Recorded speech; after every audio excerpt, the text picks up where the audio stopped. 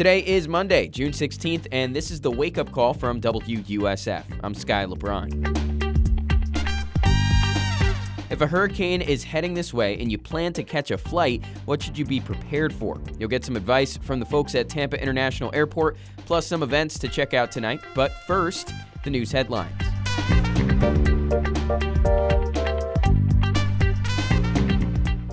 Thousands gathered throughout the Greater Tampa Bay Region this weekend, protesting President Donald Trump and his administration's actions. That included in downtown Tampa, where many packed the sidewalks, including Jimmy Marshall. He says Trump's policies have made him afraid of losing access to health care.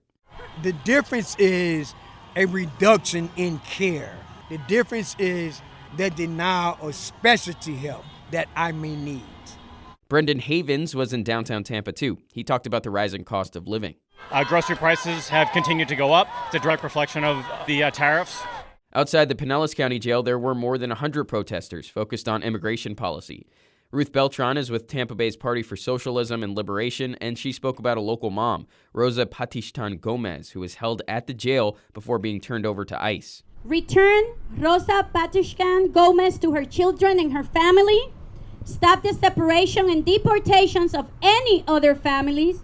There were also rallies in Sarasota, Bradenton, Plant City, Largo, Spring Hill, and Lakeland. The hurricanes in the past few years have hit the Tampa area real estate market hard, and it's still trying to recover as we enter this year's hurricane season.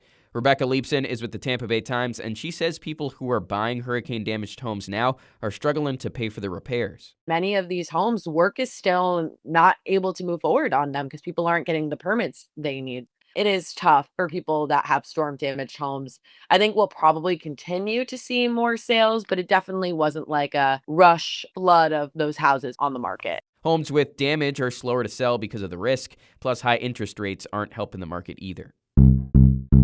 Florida lawmakers could vote on a state budget as soon as today. If they don't get it done by the end of the month, that would mean the state's first government shutdown. Gotta love living in almost unprecedented times. The budget includes tax holidays on school and hurricane supplies and permanent tax exemptions on bug spray, sunscreen, life jackets, and more. And you could check with WUSF.org later this evening to see if the budget actually passed. The summer is a favorite for people to take a vacation. Maybe you're off from school for a bit, or you were able to bank a bit of vacation time and you're using it now.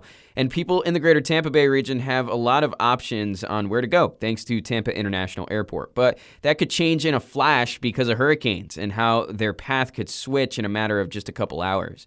WUSF's Lily Belcher talked to airport officials about how people should plan their travel during hurricane season. Lily, why should people care and prepare to maybe have their flight plans altered at the last minute?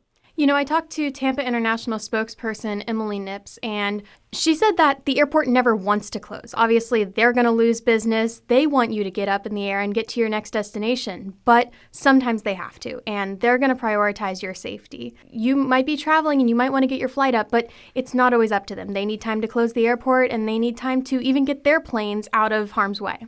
At some point, we have to cut those flights off, and the airlines want to get their aircraft out of the area. That sometimes happens several hours ahead of any predicted landfall.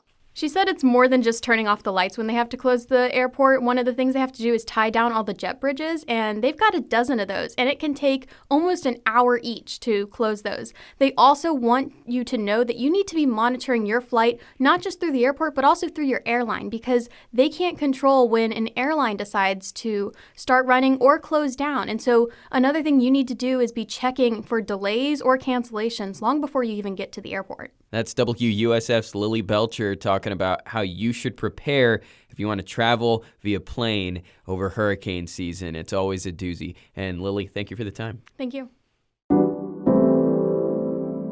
If you're looking for a way to celebrate Juneteenth, the Straz Center could have you covered tonight. They're doing an Arts Legacy remix with spoken word, writings from the time of emancipation, original music, poetry, and dance. It's free, but you do need to check first because the seating is limited. Tonight, Kifness is performing at the Orpheum Tampa. If you've never heard of him, please check his videos out on YouTube.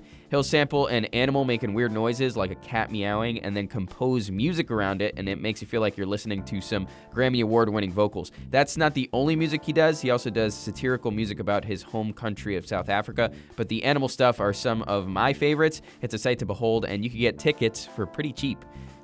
And lastly, if you're hungry for some Mexican food and you want your money to stretch, Casa Tina in Dunedin is holding a fundraiser. 20% of all sales from 5 to 10 tonight go to the Dunedin International Film Festival. See, you won't feel bad about stuffing your face with that fourth enchilada because, hey, you're doing it for the local arts.